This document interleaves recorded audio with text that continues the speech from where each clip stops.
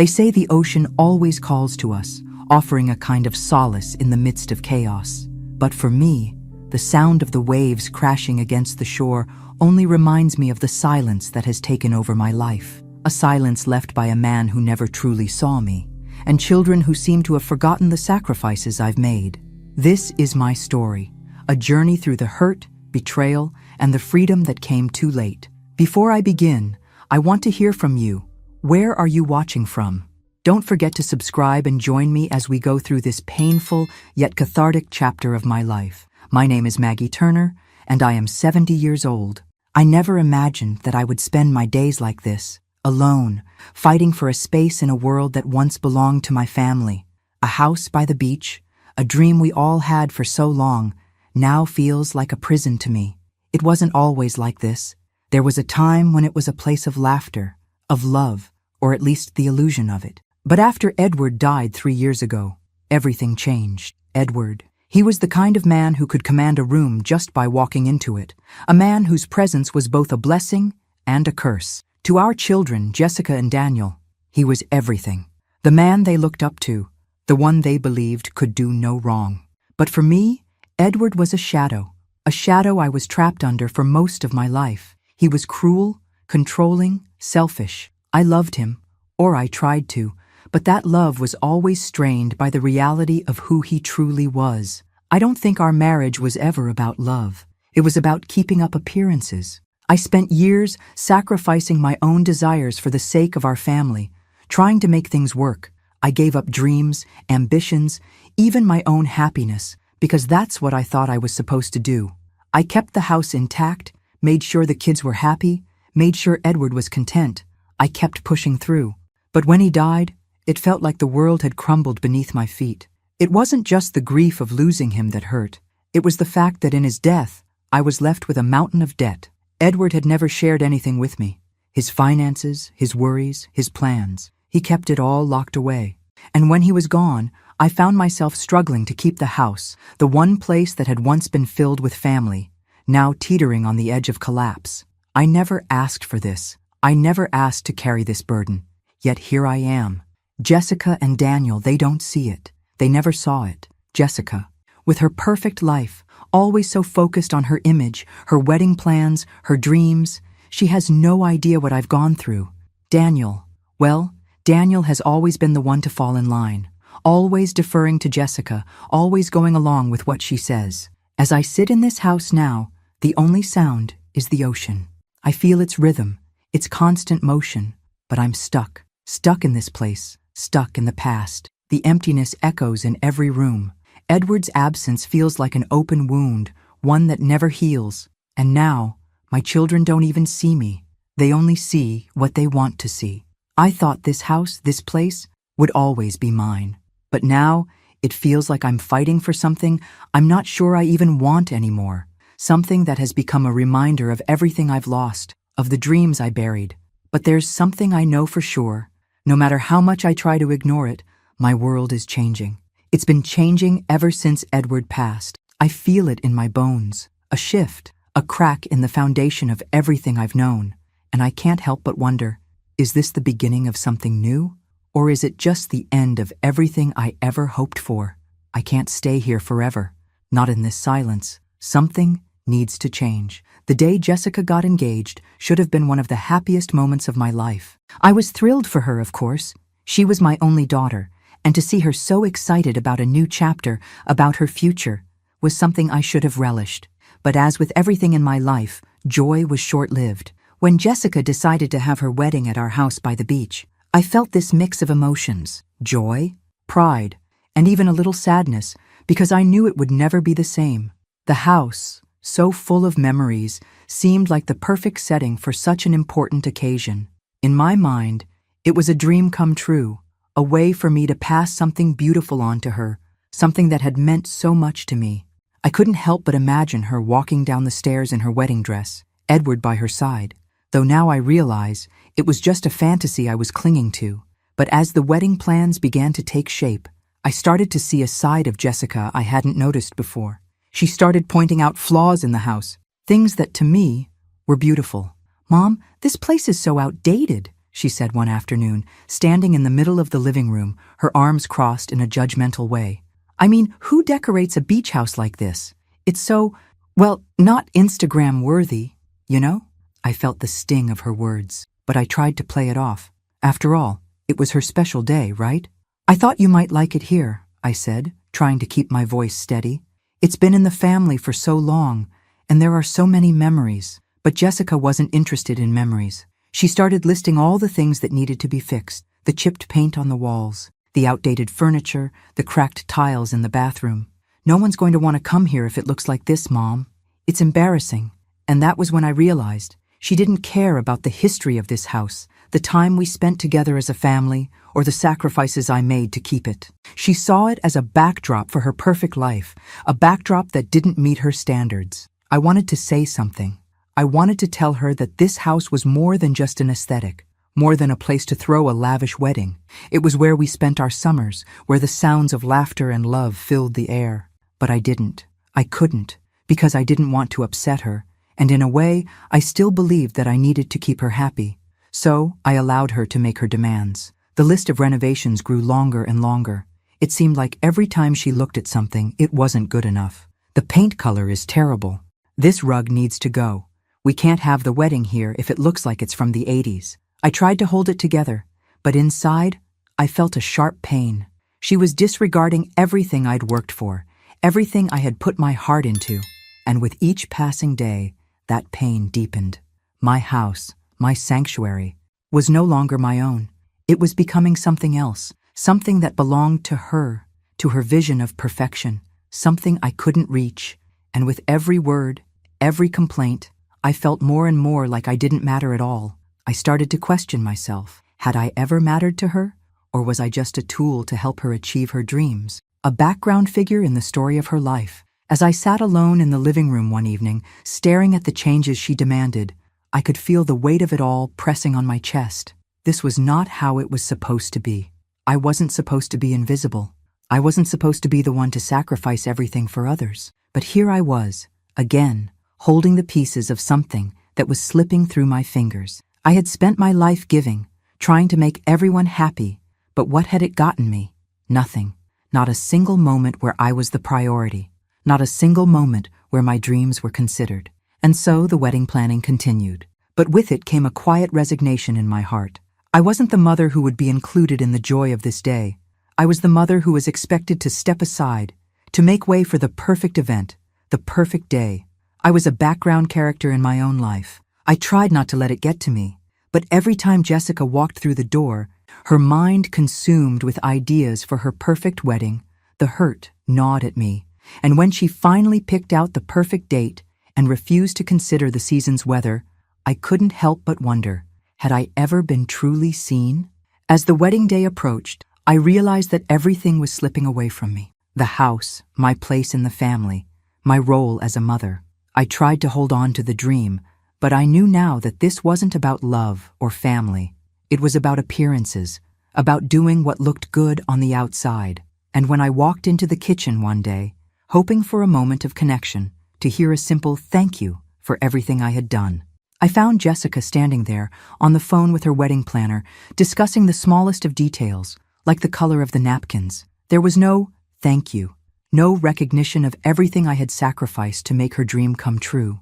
I was invisible, yet again, and as the sound of her laughter echoed through the house, I realized that I had been nothing more than an afterthought in her life. If there's one thing I've learned over the years, it's that silence can be as deafening as 1,000 screams. And right now, the silence in my life is overwhelming, especially when it comes to the house and everything Edward left behind. I remember how we used to dream about this place, the house by the beach, our sanctuary. Edward always talked about it as if it were the key to our happiness. We'd walk the shores together, hand in hand, and he'd say that this house would be the legacy we left behind, a place our children would come to, generation after generation. I believed it too. I thought for a while that this house was a symbol of our love, of everything we had built together. But now it's just a reminder of the lies, of everything that wasn't said, everything that was left unspoken. After Edward passed, the dream crumbled. The debts, the bills, the constant weight of them hanging over me. They started as whispers, but soon they were all I could hear.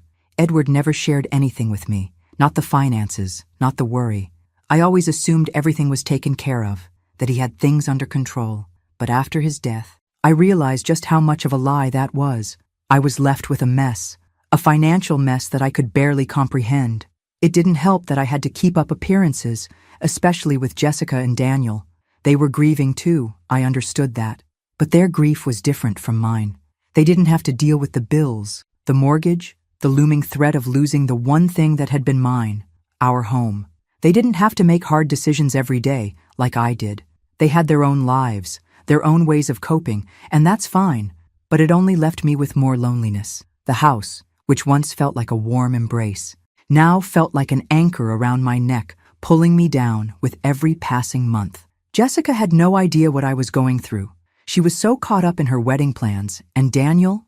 Well, Daniel had always been the quiet one, but I knew he would side with her. I knew where his loyalty lay. I kept trying to make it work. I used the small savings I had, my retirement funds, just to make the next payment. But the numbers didn't add up. I was stuck, and every time I paid another bill, another mortgage statement, I could feel my world closing in. I remember one night, sitting at the kitchen table with the lights dimmed low, the papers scattered around me. I tried to make sense of it all, but the numbers blurred together. I could feel my chest tightening with every passing second, the weight of it all pressing down on me. I couldn't keep pretending that everything was okay. I couldn't keep fighting a battle that was already lost. And so, as much as I hated the thought, I knew what I had to do.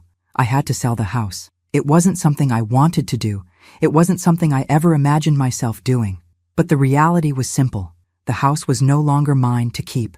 It was a symbol of the life I thought I had, the life I had dreamed of, but it was also a prison. The longer I held on to it, the more I sank into a financial quicksand that I couldn't escape. I didn't want to admit it, but I felt a sense of relief as I made the call to the real estate agent. The house was no longer a place of sanctuary for me. It was just a reminder of everything I had lost, of the man who had taken so much from me, of the children who didn't understand. It had become a burden, a weight I could no longer carry. I knew I was doing the right thing, but it didn't make the decision any easier. It didn't make it hurt any less.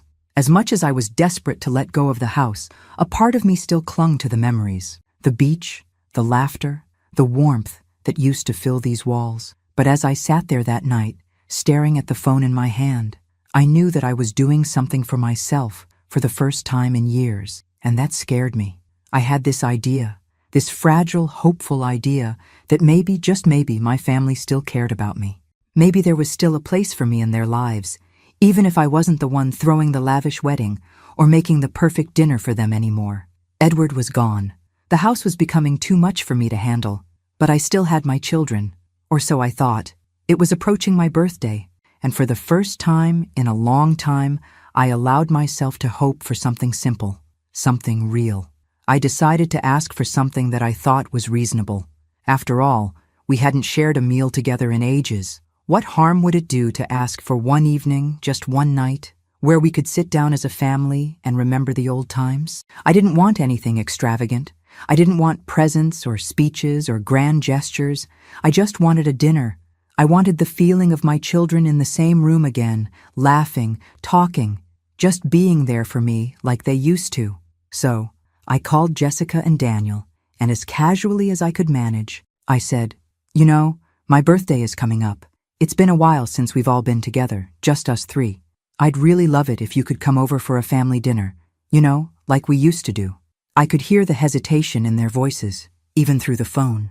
Jessica said something about her busy schedule, and Daniel mumbled that he would try to make it.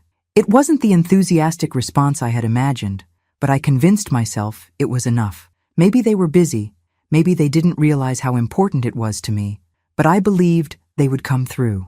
So I spent days preparing. I cooked the meal that always brought everyone together when they were younger. Chicken, potatoes, salad, and of course, dessert. I even baked their favorite cake, the one that Jessica always begged for, with the thick layer of chocolate frosting. I made sure the table was set just so. Nice plates, soft lighting, a few candles. I wanted it to be perfect, even though I knew that nothing would ever be perfect again. But I held on to the illusion that perhaps this evening could be something that brought us back together, just for one night. The day of my birthday arrived, and I spent the morning cleaning, setting everything up. I told myself that even if they came a little late, it would still be worth it. I wasn't angry. I wasn't bitter, yet. I simply wanted the company of my children. As the hours passed, the dinner grew cold. The chicken wasn't tender anymore, and the potatoes, though still warm, had lost their softness. The cake sat untouched. I sat at the table, my hands folded in my lap, a knot forming in my stomach. I checked the clock again, and again. I called Jessica's phone, but it went straight to voicemail. I tried again, a little more desperate. Nothing. By then, the night had slipped away. The sky outside had darkened, the evening air colder, but I sat there, waiting for the sound of a knock on the door. Finally, I dialed Daniel's number. He picked up on the first ring, sounding almost distracted. "Oh, hey, Mom," he said, his voice faint, as if he were far away. "Is it today? I thought it was tomorrow. I'm with the kids right now and—" "Yeah, I'm sorry. We'll celebrate next time, okay?" I felt the heat rise in my chest. I wasn't angry yet, but the hurt was there, thick and suffocating. "You forgot, didn't you?" I asked, trying to keep my voice steady, but I could feel the tears pricking at the back of my eyes. Daniel hesitated. "Look, I'm sorry, Mom. I'll make it up to you, I promise." His words were empty, just like his tone. I could hear the noise of children in the background, the sounds of his busy life that didn't include me, but I still tried to hold on to some semblance of hope. "It's okay. Just come over when you can." I hung up the phone with my heart sinking in my chest. I sent Jessica a message next, but she didn't reply right away. I waited. Minutes felt like hours. When I finally saw that she had read it, my hands trembled. The message came 2 days later, and it felt like a punch to my gut. "I totally forgot. Been really busy." That was it. No sorry, no acknowledgement of what I had done for them over the years, nothing. Just words that echoed in the empty house around me.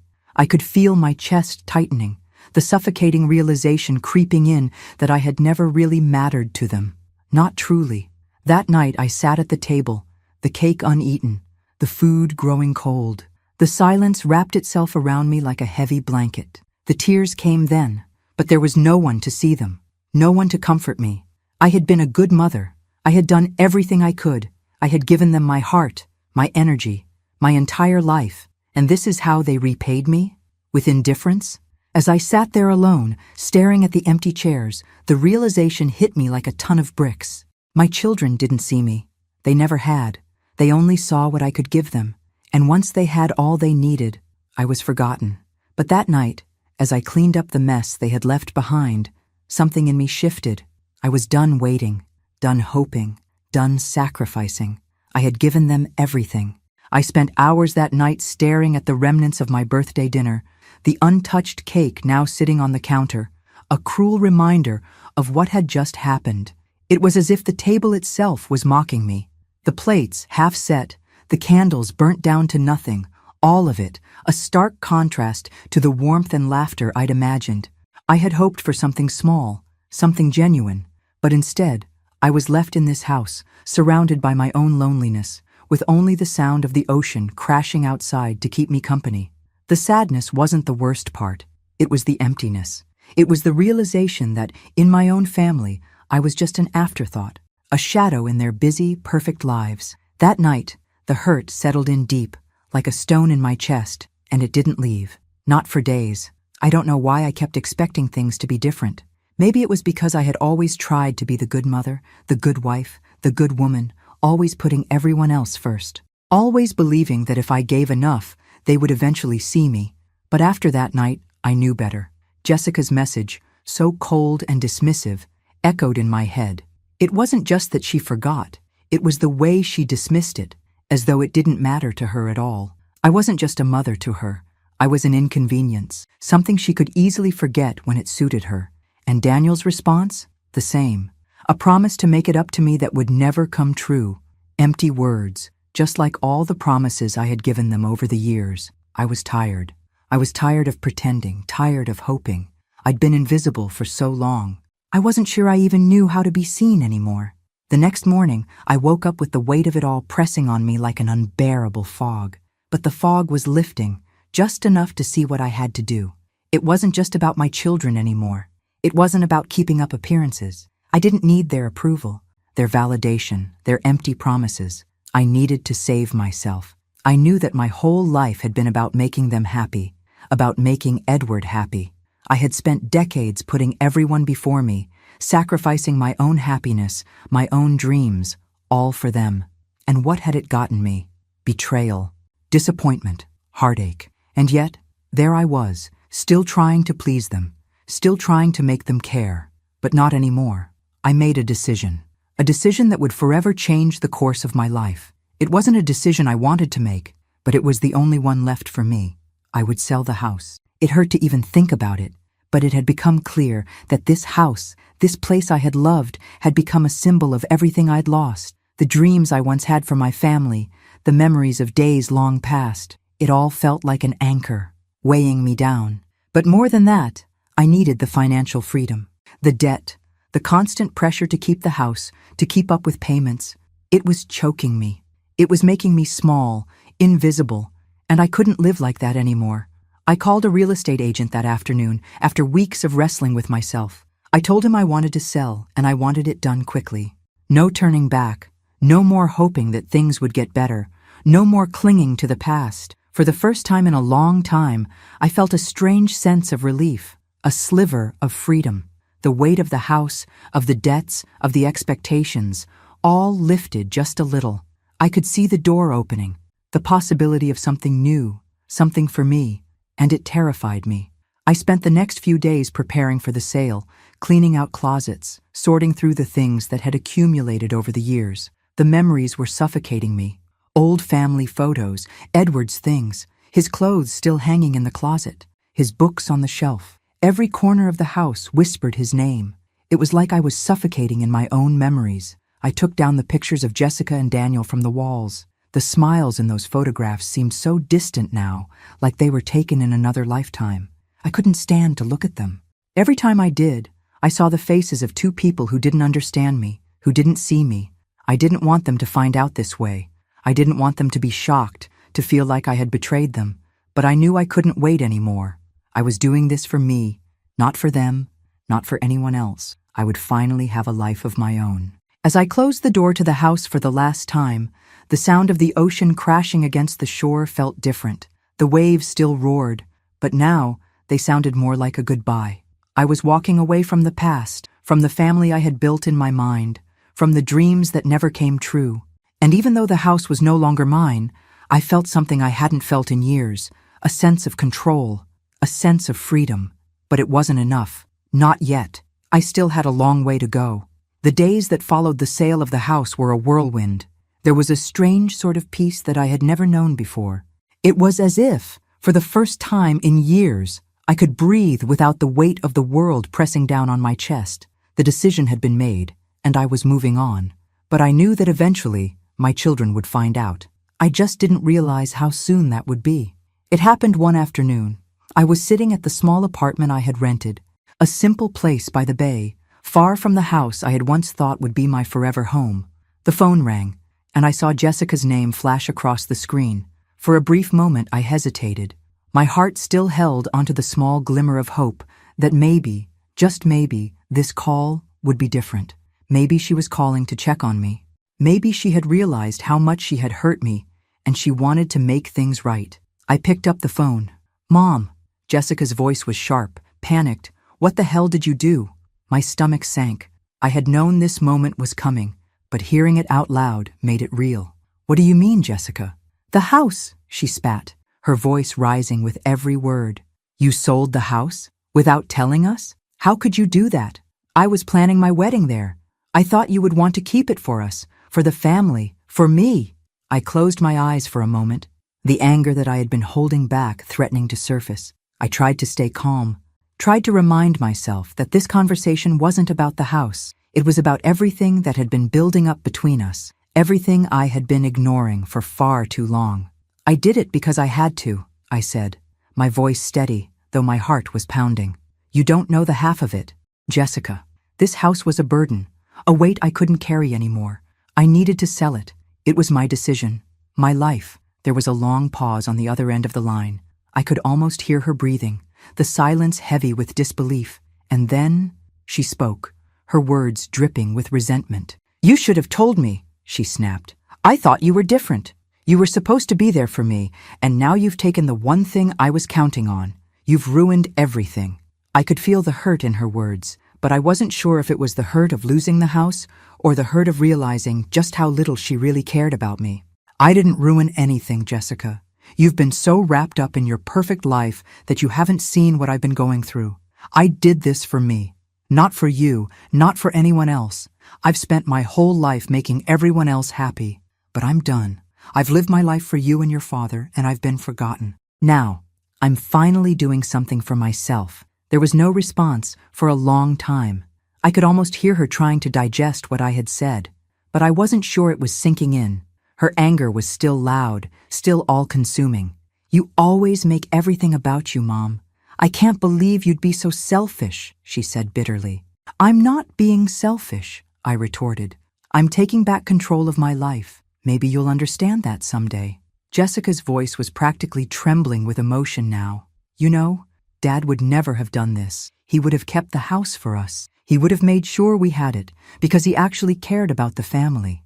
My blood ran cold. Edward. She had to bring him into this. The man who had been nothing but a cruel, selfish ghost for most of our lives. The man who had never truly seen me, never truly cared about me or anyone else. The man who had left me with mountains of debt and a broken heart. "Your father was a selfish man," I said, my voice cutting through the phone. "He wasn't the hero you think he was. He was controlling, aggressive, and he left me with nothing but debt and disappointment. He didn't care about this family. He didn't care about me." There was a long silence. I could feel the air between us grow thick with unspoken words. Jessica didn't reply right away, but when she did, her words were colder than I had ever heard them. "You're wrong," she said flatly. "He was a great man, and you just didn't see it. You've always made him the villain in your story." I felt a lump form in my throat. How could she still idolize him after everything he had put us through? "You don't know what it was like, Jessica. He was cruel to me, to everyone around him. You never saw it, because you were too busy adoring him, too busy living in his shadow. He left me with nothing. No support, no love, no partnership. And now I'm the one cleaning up the mess."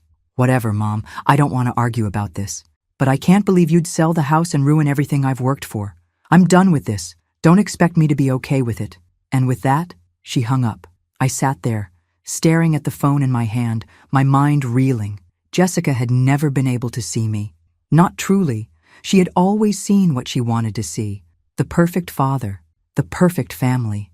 Even when everything around her was falling apart, she was blinded by her idolization of a man who had never deserved it. I had hoped, just once, she would understand, that she would see the truth. But instead, she chose to keep her blinders on, to stay wrapped up in the fantasy of a man who was long gone. I wasn't sure if I would ever be able to reach her, but in that moment, I knew something for sure. I wasn't going back. I wasn't going to beg for her love or approval. I wasn't going to live in the shadow of the man who had never given me anything but heartbreak. The house was gone, but in its place, I was finally starting to find myself. It would take time, but I knew one thing. I was done being invisible, and if Jessica couldn't see me for who I truly was, that was her loss. The day Daniel found out about the sale of the house, I could feel the tension rising before he even said a word. He called me, his voice low, as if trying to mask the disappointment, but I could hear it clearly. He was upset. He wasn't just angry about the house. He was angry at me, and I was tired of it. "Mom, why did you do it? Why did you sell the house without talking to anyone?" His voice was tight, controlled, but I could feel the accusation in his words. "Why?" I repeated, my voice flat. "Because it was my decision, Daniel. Because it was what I needed to do. The house was a burden I couldn't carry anymore.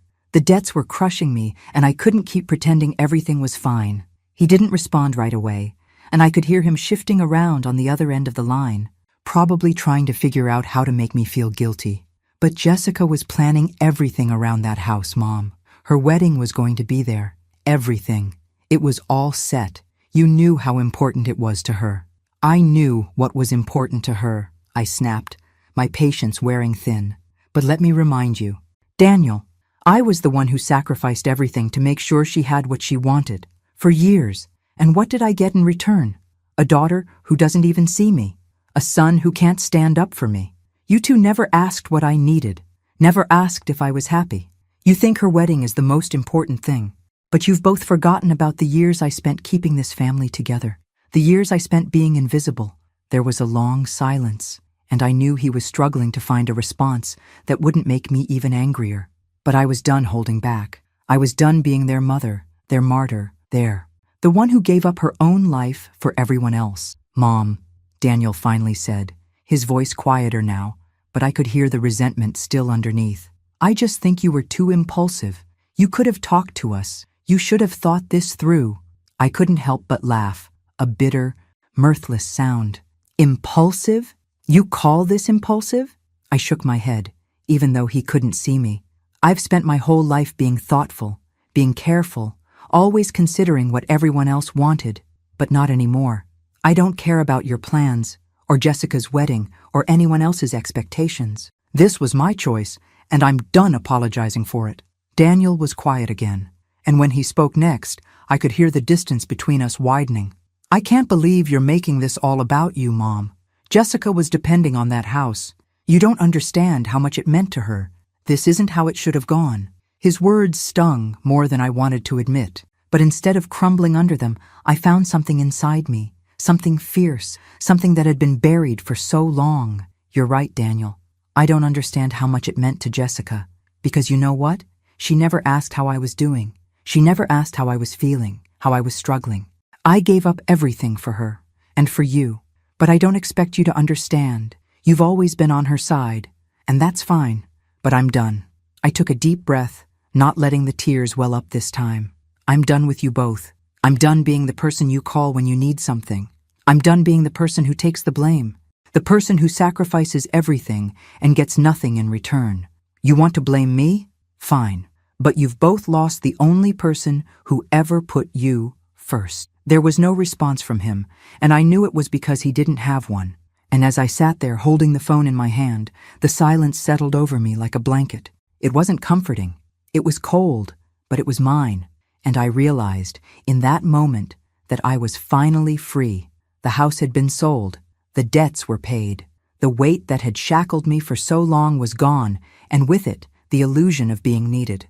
I no longer had to wear the mask of the mother, the wife, the woman who existed only to serve others. I could finally breathe. For the first time in my life, I didn't have to fight for a place in the world. I didn't have to beg for love. I didn't have to apologize for living for myself. I'm done, I whispered to no one in particular, staring out at the view from my small new apartment. The ocean stretched out before me, vast and endless. It felt like freedom. The phone was still in my hand, but I didn't call Daniel back. I didn't reach out to Jessica either. They had their lives, and I had mine. If they chose to stay angry, to stay distant, that was their choice. I had done what I needed to do. I was no longer just a background character in their lives. I was finally living for me, and that scared me. But it also made me feel alive in a way I hadn't felt in years. Months passed in a blur of solitude. Jessica and Daniel never reached out. No phone calls, no messages, no check-ins. It was as if I had never existed in their lives at all. It wasn't surprising. Not really. I had expected the distance. Still, the silence that enveloped me was suffocating, even in its finality. I spent my days in my small apartment, a stark contrast to the sprawling house by the beach. The walls were bare, save for a few photographs I had reluctantly decided to keep. Photos of the kids when they were little, when we were all together, and I foolishly believed that everything would stay that way forever. The ocean outside my window still called to me, but it felt like a distant friend now, one I couldn't quite touch, no matter how much I wished to. I kept myself busy, not by working. There was no need for that anymore, but by filling my days with small routines. I read more, walked along the shoreline in the early mornings, and occasionally met people for coffee. But the truth was, I was living in a quiet, empty space, a place where memories and regrets collided in the silence. And then, one evening, as I scrolled through my phone, a notification caught my eye. It was from Jessica. A post on Facebook, with a photo of her in a beautiful white dress. It didn't take me long to figure out what it was. Her wedding. I felt the air leave my lungs as I stared at the picture. There she was, smiling, radiant, her eyes shining with the happiness that had always been so distant from me. She looked perfect, as I had always imagined she would, and there I was, not there, a ghost once again, invisible in the background of her life. My heart sank. The pain wasn't just in the fact that I wasn't invited to her wedding, though that cut deep. It was in the realization that she had moved on without me, that my absence didn't matter. I wasn't even a footnote in her life anymore. The mother who had given everything to her, who had built her up, was now nothing more than a distant memory. The tears I hadn't allowed myself to shed over the months finally came, but they weren't the kind of tears I expected. They weren't tears of desperation or betrayal, though I felt both. No, they were tears of acceptance. In that moment, I understood what had happened. Jessica had never seen me for who I was. She had only ever seen what I could provide for her, what I could give. And now that I had nothing left to offer, I was no longer needed. The realization settled deep within me, and as painful as it was, there was a strange sense of freedom that came with it. I wasn't a mother who would be a part of her perfect world. I wasn't a figure in her life anymore. I was free, but the sadness lingered. Even in my newfound freedom, there was a deep ache in my chest, a hole that nothing could fill. I was left with the image of Jessica in her wedding dress, the woman who had once been my little girl, now a stranger, someone who would never understand the depth of the sacrifices I made. I wished I could reach out, tell her how much it hurt, how much I missed the daughter I thought I had. But I knew better now. It wasn't my place to try to fix something that had never been mine to begin with. Still, there was a part of me that couldn't stop wondering, was this it? Was this the life I was meant to have? I tried not to think about it. I tried not to dwell on what could have been, on the relationship that could have been saved if only things had been different. But every now and then, I would catch myself wondering what could have happened if I had just held on a little longer, if I had just tried harder. But those thoughts only made the ache sharper, and so I pushed them aside. I focused on the small things. I began to focus more on myself, something I hadn't done in decades. I took up painting, something I had always wanted to try but never had the time for. I started walking further down the beach, as if walking away from my past, from the ghosts of the life I had lived. I started to feel a little less lost, a little more me. I couldn't change what had happened, couldn't force Jessica to understand, but I could choose to live my life in a way that was mine. The house was gone, and the family I had given everything to was no longer mine. But I was still here.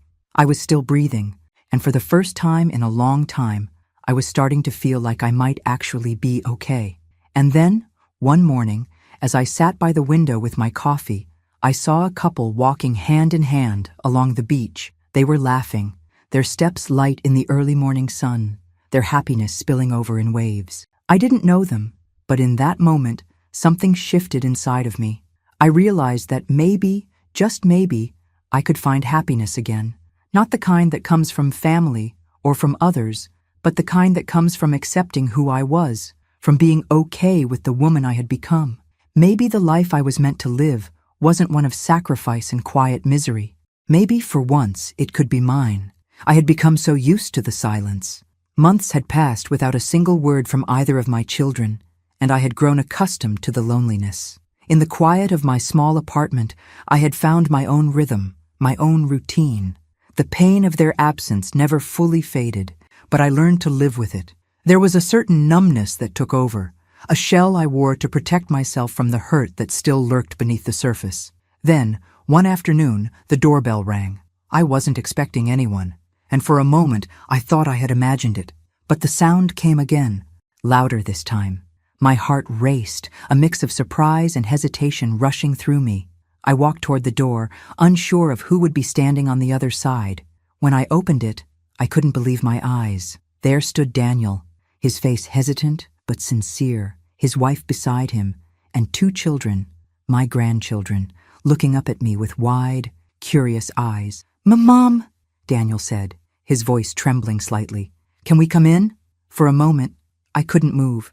I just stood there, my mind racing, trying to comprehend what was happening.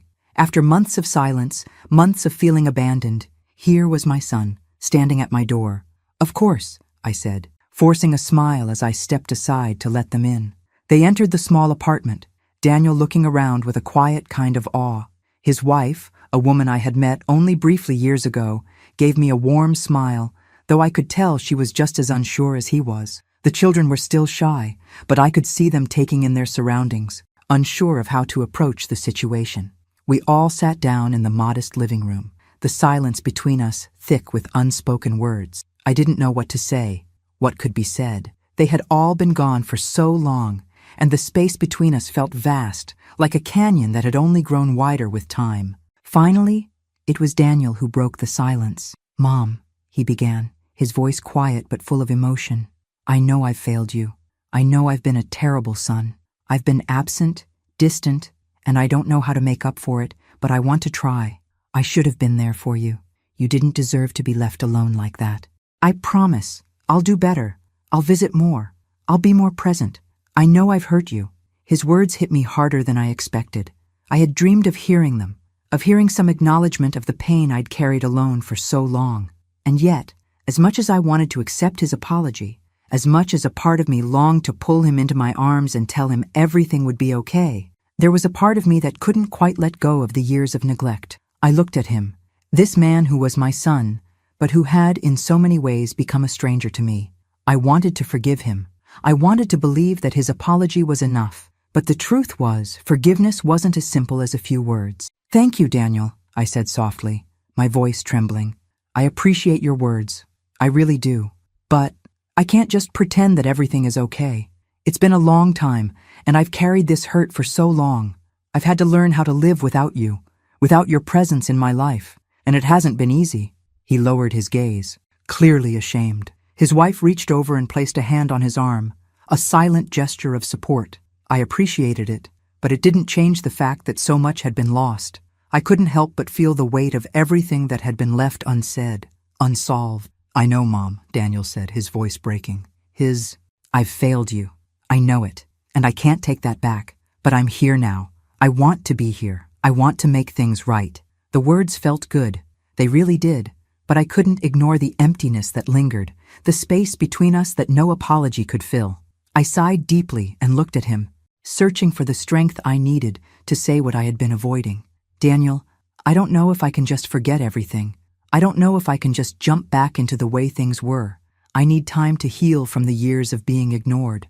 I've spent so long hoping you'd see me, hoping you'd care. And I can't just erase that."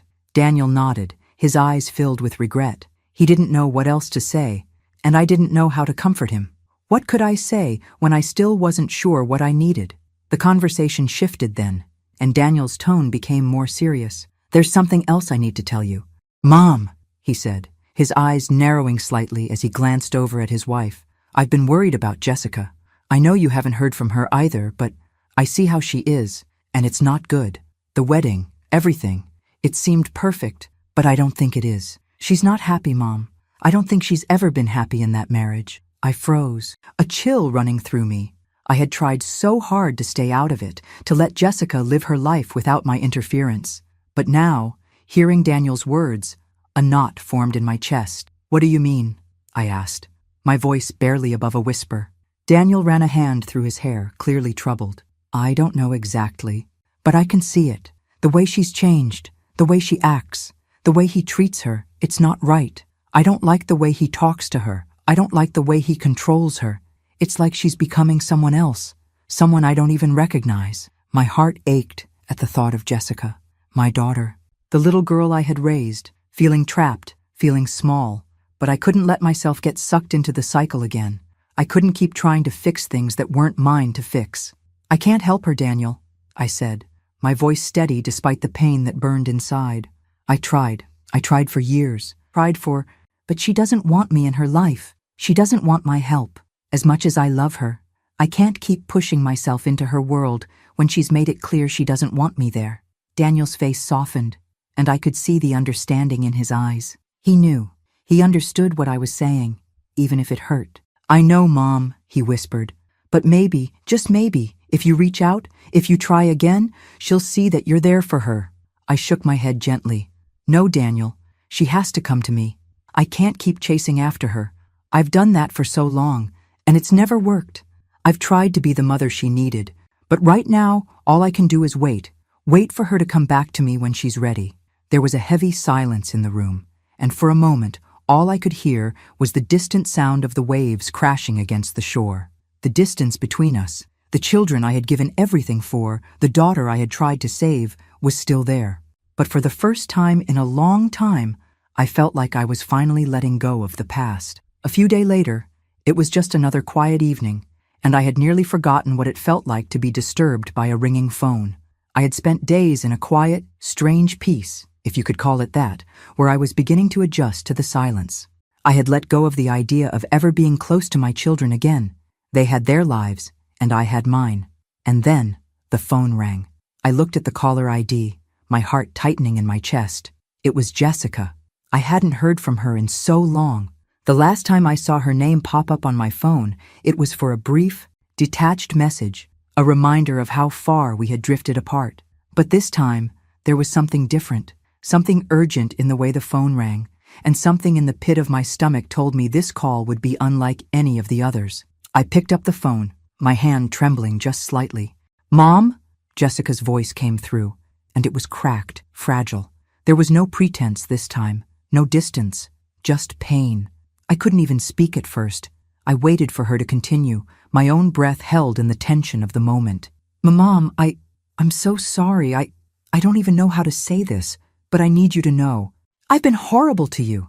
I was a babaka, and I know it. I was cruel, and now I don't know what to do." Her voice trembled, breaking as she spoke, and the sound of her tears on the other end of the line caught me off guard. Jessica, my strong, independent daughter, always the one to push me away, was crying. And it was unlike any cry I had ever heard from her. This wasn't the anger or resentment I had grown accustomed to. This was real pain. For a moment, I felt my own emotions start to rise, the hurt that I had buried so deep inside of me. The years of neglect, the constant rejection, all bubbled up in my chest, but I swallowed it down. I needed to listen. I needed to let her say whatever it was that had brought her here, to this point of raw honesty. "I'm not okay, Mom," Jessica continued, her voice barely audible through her sobs. I don't know how to fix things. I don't know how to make it better, but I need you to know that I'm so sorry. I don't deserve your forgiveness, but I need it." I felt my heart break as I listened, not because of the apology, but because of what was coming next. I knew that something had broken inside her, something that had forced her to face the truth. I found out that he's been cheating on me," Jessica whispered, her voice trembling with emotion. "And it's worse than that. He's getting aggressive. He's been treating me like I don't matter, like I'm nothing. And I don't know what to do anymore, Mom. I need to leave him. I don't know how, but I know I can't stay. I feel so lost." The words hit me like a wave, pulling the air from my lungs. I hadn't been prepared for this, not in the way I thought I might be. I had always known something was wrong, knew that Jessica had been trapped in a relationship that wasn't healthy. But to hear her say it, to hear the vulnerability in her voice, it was a shock. The pain she was going through, the fear, it was so real, and it tore at me. I had warned her. I had tried so hard to protect her from the mistakes I saw her making. But she hadn't listened. She never did. Now, here she was, broken, shattered by the very man she had married. The same kind of man I had warned her about. The same kind of man I had suffered through. And yet, as I listened to her, I couldn't help but feel a sense of sorrow and, strangely, relief. Sorrow for the pain she was enduring now. Relief because finally, after all these years, she was seeing the truth for herself. She was seeing what I had been trying to show her for so long, even when she refused to hear it. "I've tried to protect you, Jessica. I've always tried to warn you," I said, my voice firm but not unkind. "I told you that he wasn't good for you, that he was controlling, that he would treat you like you didn't matter. But you never wanted to listen. You were so wrapped up in the idea of him, in your perfect life, that you didn't see the danger. I did see it, Jessica, and now you're paying the price." There was silence on the other end, and for a moment I thought she might hang up. But when she spoke, her voice was quiet, full of regret. "I know, Mom. I know. I was so stupid, so cruel to you. I was too proud to see the truth. And now I realize how wrong I was. I treated you like you were nothing, and I've been so selfish." I felt the weight of her words press down on me. but I refused to soften my tone. She needed to hear it. You have a lot to learn, Jessica, and I can't always be the one to protect you. I've done my part. I've been your mother, even when you didn't want me to be. But now, it's time for you to grow up. You need to face your mistakes and learn from them. I can't keep saving you from everything. I don't want to be like him, Mom. I don't want to repeat the same mistakes. I don't want to be that person anymore. I'm so sorry. Please forgive me. Her words were filled with such raw pain, such deep regret, that it almost broke me. I wanted to hold her, to tell her it would all be okay, but I knew better now. She needed to face this on her own. She needed to find her strength. You have a long way to go. Jessica, I said, my voice softening just a little. But yes, I forgive you. I'm not going to keep holding on to the past. You're my daughter, and I love you. I've always loved you. But I can't keep being the one who always tries to save you from your mistakes. If you want to change, if you want to learn, I'm here. But you need to do the work. There was a long pause, and then Jessica spoke again, her voice steadier now. I will, Mom. I promise. I will. I felt a bittersweet relief flood over me. This wasn't a happy ending. It wasn't a perfect reunion, but it was a start. For the first time in years, I felt like maybe, just maybe, there was a chance for us to rebuild something real. I love you, Jessica. Always have. Always will. I love you too, Mom. And with that, we ended the call. I sat there in silence for a long time, letting the words hang in the air, knowing that this was a beginning, not an end, for both of us. Time, I've come to realize, is a peculiar thing. It doesn't always heal wounds immediately. Sometimes it just gives you the space to understand the hurt. It lets you breathe long enough to make sense of the broken pieces, and it offers you a chance to rebuild slowly, piece by piece. The months that passed after Jessica's call, after she and Daniel began to reach out, were a blur of small steps. But those steps, no matter how slow, meant something. They mattered. Daniel, for the first time in years, came by more frequently. At first, it was awkward, the silence between us heavy, as if we were still learning how to talk to each other again. But the more he came, the more I could see the change in him. He wasn't the same person who had walked away all those years ago. There was a sincerity in his words now, a quiet understanding that hadn't been there before. He would sit with me for hours, just talking about life, about his children, about the mistakes he had made and the ones he feared making again.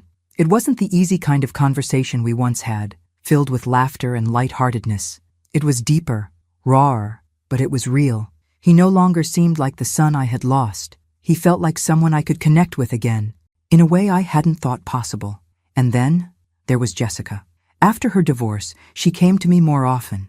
At first, it was tentative, her voice still carrying the weight of her mistakes, her regrets. She would sit in silence at my kitchen table, waiting for me to say something, to offer some kind of advice. I didn't always know the right words, but I listened. That was the least I could do. Over time, she began to change, just as Daniel had. I could see her becoming more aware of her choices, learning from the pain she had endured. She started asking me for advice, seeking my thoughts on the kind of life she wanted to build for herself. She didn't know how to trust again, how to open herself up, but I could tell she was trying to heal, trying to be better. And so, the three of us began to rebuild, in our own way. There were no grand gestures, no sudden moments of revelation, but the conversations got easier. The silences weren't so heavy. And for the first time in years, I felt the warmth of my children's presence again. One day I received a call from Jessica and Daniel. They told me they had planned something special for me, something I wasn't supposed to know about yet. I was confused at first. What do you mean, something special? I asked. My curiosity piqued. We'll tell you when you get here, Mom, Jessica said with a soft laugh, a note of excitement in her voice. Just trust us. I had no idea what to expect. Maybe they had planned a dinner, or perhaps a small gift. I wasn't sure, but I couldn't help but feel a spark of hope. Maybe this was the beginning of something even better. When I arrived at the house, my heart nearly stopped. The moment I stepped out of the car, I was hit with a wave of familiarity. The house I had sold, the house I had thought I would never see again. There it was, standing tall, as it had when I first walked through its doors all those years ago. But it wasn't the same house I had left behind. The front door swung open, and Jessica stood there, smiling like I had never seen her smile before. Happy birthday, Mom, she said, her voice full of warmth and sincerity. "The house has always been ours, and now it's back in its rightful place. Welcome home." My breath caught in my chest as I looked around. The house had been transformed. It wasn't grand or flashy. There were no expensive renovations, no lavish decorations, but it was filled with the simple details I had always loved. The soft colors of the walls, the familiar photographs, the feel of the rooms that had once been the heart of our family. It felt like home again. Daniel stepped forward then, his expression soft, sincere. We both want you to know how much we value you, Mom. We've taken so long to realize it, but we see you now. We see everything you did for us." Tears welled in my eyes as I stood there, looking from one to the other. My children, my grown children, finally understood. The weight of their words, the sincerity in their eyes, made my heart swell. It was a moment I had waited for my entire life, and now it was here. "We've missed so much, Mom," Jessica continued, "and we want to make up for it. We want to start over. This is the first of many moments we'll have together. We promise." As I looked at them, I felt a wave of emotion crash over me. It wasn't just relief, it was peace. I realized in that moment that I had finally received what I had always wanted. Not perfection, not a flawless family, but something better.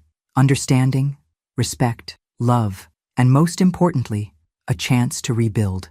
I stepped inside, the house feeling like it had been waiting for me all this time. The familiar warmth, the old memories, they weren't gone. They were just waiting for the right moment to return, and that moment had come. As we gathered around the table for the small celebration they had organized, no extravagant gifts, no fanfare, just a quiet dinner, I smiled. For the first time in a long time, I felt that familiar sense of belonging.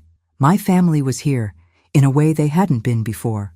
They were here with me, not because they had to be, but because they wanted to be, and that was enough. As the evening wore on, I looked around at my children, now adults, but with the promise of a new chapter. The past was still there, but it no longer had the power to control us. We were no longer trapped by the mistakes of the past. We were free. "I'm proud of you both," I said, my voice thick with emotion. "I'm proud of how far we've come." And in that moment, I realized something else. It wasn't just the house that had come back into my life, it was them, my children, and with them, my family had returned. This was the beginning of something new, and this time it was ours. Thanks for listening. Don't forget to subscribe and feel free to share your story in the comments. Your voice matters.